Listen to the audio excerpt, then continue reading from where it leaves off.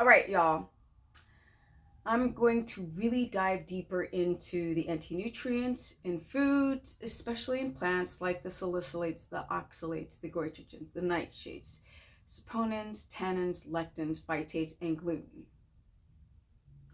These things really are starting to harm us, especially ketogenic people, but I will go into especially the oxalates in another video. But for now, let's talk about casein in cheese. Now, contrary to popular belief, casein in cheese is not a ketogenic fat. And there's different layers and levels of why. So let's take the obvious, right? Number one, you guys are eating cheese from sick cows who are A1 mutated cows. Those are black and white cows. Cows should be brown and white and black, not black and white. And they are sick cows that are injected with hormones to produce more milk, and then the milk becomes infected, and then they pasteurize it, and then they nuke it, and then they give them antibiotics, and then they're fed corn and soy, and it's a hot mess. But the other reasons are for the fact that casein tends to drill holes in your gut, in your small intestine, and potentially create issues with the large intestine when it comes to inflammation. And you guys have a reaction to it. Not good.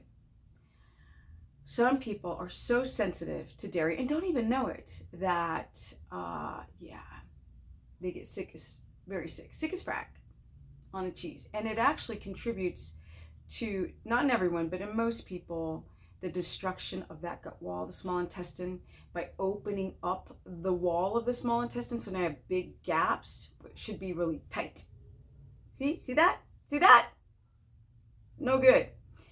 And a lot of you all have leaky gut and are reacting to the casein.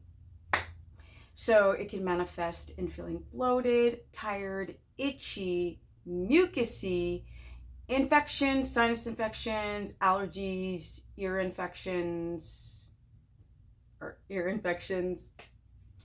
And your body's under assault and it's inflamed, and people's blood sugar skyrockets, histamine's out of control, leaky guts, the stool is affected, and they're not adapting. Some people become so reactive to casein that they can't even handle ghee. So butter has small amounts, the casein in butter I meant. Butter has very small amounts, but people are so sensitive that they're reacting to the casein, even the whey and casein in the butter, which is very tiny, mostly fat.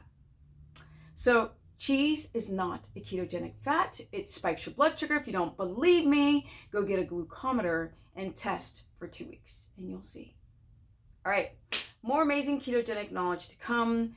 Keto's amazing. I want to deconstruct and reconstruct how to do this the right way. Don't believe the nonsense on the internet. It will confuse you and mess you up. For example, I go to the gym today and a friend starts keto, doesn't tell me until he's already started, asks a friend about how to do keto. And he's like, kept saying, oh, my ears are really plugged up. I'm like, dude, that's cheese. You're eating cheese just like I am. I think you're right.